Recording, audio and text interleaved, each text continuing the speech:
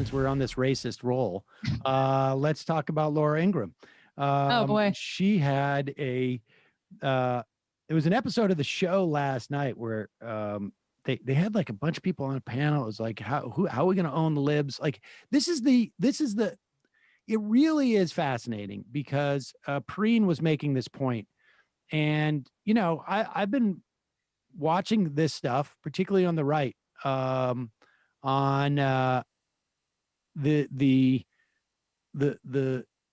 development of this, and what we used to call movement conservatism, which was really just about owning the libs, and that was a growing portion of conservative thought in that era, and it now is like, but it was marginal. But I think at the time, like, by 2006, I was saying stuff like, what was on the margins is now like basically the center. And now it's like it is from margin to margin is basically, this is the Republican Party now. And here is a clip from the Laura Ingraham Town Hall Red State Trailblazers. This is your preview to the Republican primary in 2024. This proposition that we are a systemically racist country. Your reaction? Well, it's a bunch of horse manure. I mean, give me a break. This country has had more opportunity for more people than any country in the history of the world. And it doesn't matter where you trace your ancestry from. We've had people that have been able to succeed and all. And here's the problem with things like critical race theory that they're peddling. They're basically saying all our institutions are bankrupt and they're illegitimate. Okay, so how do you have a society if everything in your society is illegitimate? So it's a very harmful ideology, and I would say really a race-based version of a Marxist-type ideology. So we've banned it in our schools here in Florida. We're not going to put any taxpayer dollars to critical race theory, and we want to treat people as individuals, not as members of groups. Race-based Marxism, all right. Here's the problem Nice. they have with this stuff. Who, like, of your non-rabid right-winger, who is listening to this and going like, phew, because this has been really bothering me. Yeah, I mean, it was like I remember. It's like, I remember being in high school or whatever, like, relatively recently. And it's like, I remember it's like, honestly, it's like, yeah, I can remember specific situations where being a little bit more conscious, teaching kids to be a little bit more conscious, a little bit more sensitive about, race and stuff. It's like where that would have come in handy. Like, it's like, to me, it's just kind of like, I don't know, it's common sense. Like if there's areas where it's gotten fascistic, like, I feel like people should be specific about those, right? It's like, but there is this like tendency there's this tendency on the right to just like kind of like throw a wrench into something and say, well, that was evil. Like, it's some kind of educational program and say, that wasn't good for us anyway. It was good that we slashed it, and it's like, and that's also that's a divide and conquer. It's not just about critical race theory. It's a divide and conquer strategy, as I see it, for like kind of like educational programs in general. Like, I've always seen it as sort of like this way of, vilifying, teaching people by scapegoating a certain program, There was a move 10, 15 years ago, to fight back against books like, Mommy and Mommy and, Brian and Kevin are my dads, that type of thing. I just think that like the idea of anybody running on the idea of like this critical race theory that is really a cultural Marxism is like, who is that speaking to? It is speaking to their audience, period, though. But I mean, like, this is not something where anybody is sitting around going like, got to get rid of this critical race theory stuff. I mean, I just think that like, and we should just say, just for the sake of making sure that anybody who's watching this appreciates it, we are so much a systemically racist society. Just this week, two massive examples that I can. One is just a personal, is one that I interviewed Dorothy Brown. We'll probably run that in a week or two, where she's outlining things that I had never even conceived of, that how racist in effect our tax code is. Right. And that it was built upon racist, on proxies for racism. Maybe not necessarily with racist intent per se, but as a function of racism, because white people had all the wealth, they had all the influence, they shaped the tax code in such a way that helped people in white situations. Very much like, in Social Security, when it was first developed, that it just so happened that Social Security wasn't available for people who worked in certain professions. And it just so happened that the majority of people who worked in those professions were Black people or Latino.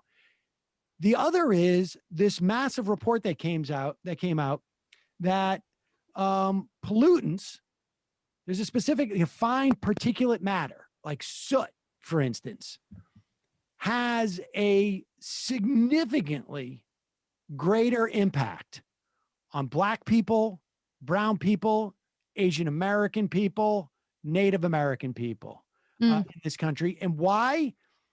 It's not because there's something genetic in them. It is when it comes time to build the coal plant, when it comes time to build the chemical plant that's going to burn this stuff.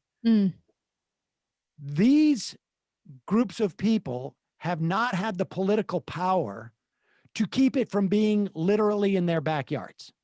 And so, or highways where you have, particulate matter that comes out of like cars and whatnot. These highways are built through Black neighborhoods. They're built through Latino neighborhoods. And so the way that we have built the country was a reflection of people saying, not here, over there. And over there was inevitably people with less political and economic power. And that meant Black people or Latino people or Asian Americans or Native Americans. And it is the case regardless of economic class. Yeah. So that's counterpoint. There are some white cupcake shop owners who would rather sell cupcakes to just white people, and they can't do that anymore. So that's hard for them. That's hard for them. Cupcake, I mean, and really you could extend that to like almost any pastry. Any pastry. That's just but nevertheless, like I just don't like that debate. I just don't feel like is going to have resonance with as many people in, I don't think. Maybe it will. Well, I mean, getting back to like the effort to kind of squash basically any kind of education on race and history. Like, it's like, we know that in some areas of the United States, people have tried to literally take references to slavery out of textbooks. Like, it's like, this isn't like a new effort. It's just been evolving, but it's like, I mean, I think that it's like, it should be, one thing that a little bit bothers me is that it's like people view it as an issue of racism, which it is, but it's like, I feel like sometimes we don't like completely internalize it as a censorship issue. Like, it's like, Ibram X. Kendi, it's like, he's at the center, people scapegoat him a lot, because he wrote this How to Be Anti-Racist book. I haven't read that, but I've read Stand from the Beginning. It was really good. This is a person who did great research, wrote 2 informed books. And it's like, and basically people are just trying to, earned a place in the educational system. And people, I think, just out of pure racist-based spite and resentment are trying to get that censored. It's like, that's what it is. It's censorship.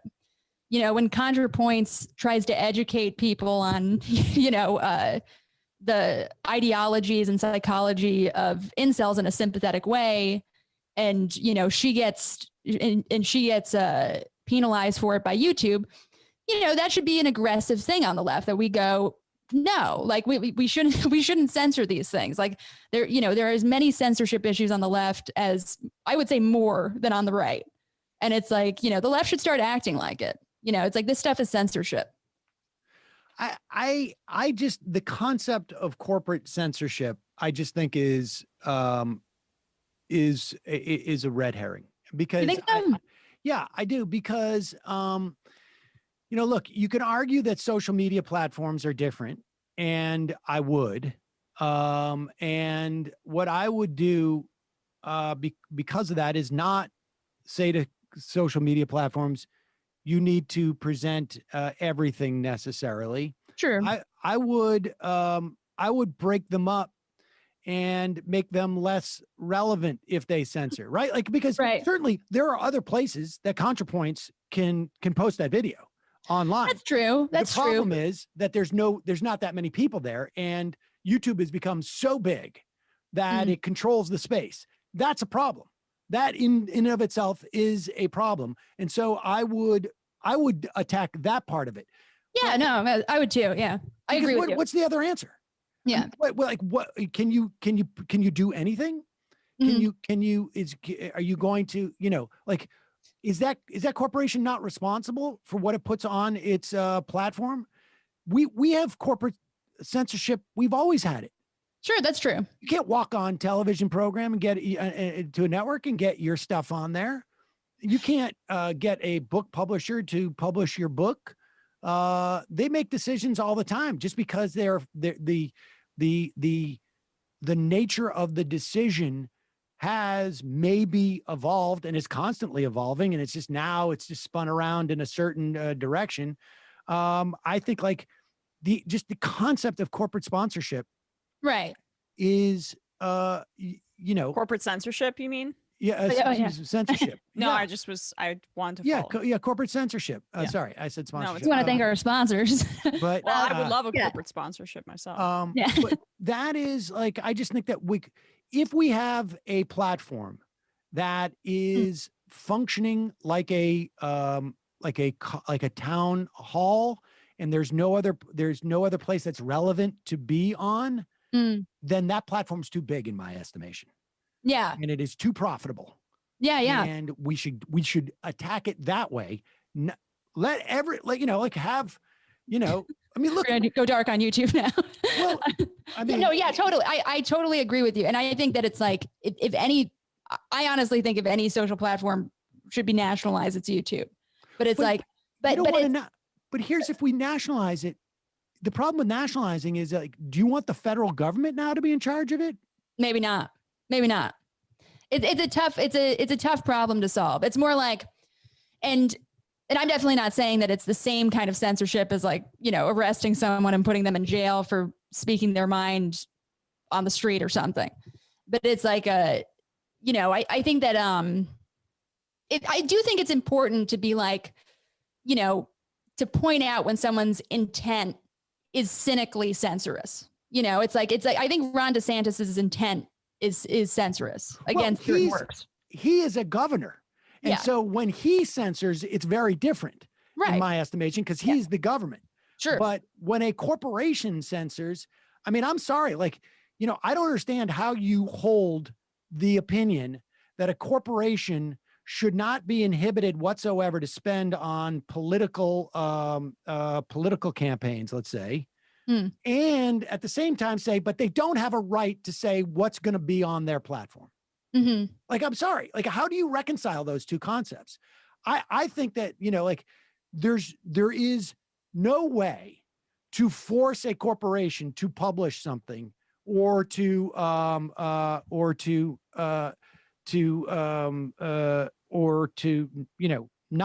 unpublish something, frankly, that's on their platform. But there is a way to prevent them from being the only game in town. Sure. And having them serve a function. There is no reason why we need one YouTube. We don't.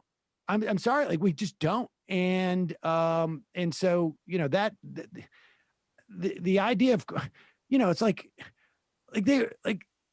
when people were complaining and this they had even more of a leg of a stand on because it's a governmental action. But were people saying like, like when Bloomberg was saying like you can't have 60-ounce sodas sold at and people like that is oppressive. We don't get our 60-ounce sodas. It's like, well, I want a 5-ounce soda. Why can't I buy a 5-ounce soda? Like, hey, where's my singles for cigarettes? That's the way I want them, but I'm being corporately censored because I can't buy one cigarette. I mean, that like, it is absurd. It's just a decision that they make on a marketing basis because they're only interested in profit. And Zuckerberg knows the solution is to break this stuff up too, because like that's all I just went on Facebook for the first time in months, and it's like now you have cross app messaging, which means you can message Instagram and Facebook from like the same thing. And that's just to make it harder to split this stuff up. So all his moves, it's not toward the user experience. It's meant to preempt any sort of attempt to break them up. Without a doubt. And, I did one of those interviews on that Peacock show of, and maybe I should have her on the Majority Report. It's a fascinating piece from MIT. And she had done a story on like artificial intelligence and the algorithms there. And she just realized like, oh my God, they can't control this. They have secret algorithm teams. They have 3 different algorithm teams. I mean, AI teams, artificial intelligence teams. And there's one that they make public facing. That is ostensibly like the one that's like trying to sell, like we're doing good stuff. And then there's other 2 that are just basically trying to expand the Facebook. And the only way they do that is by pushing primarily like right-wing, hate shit.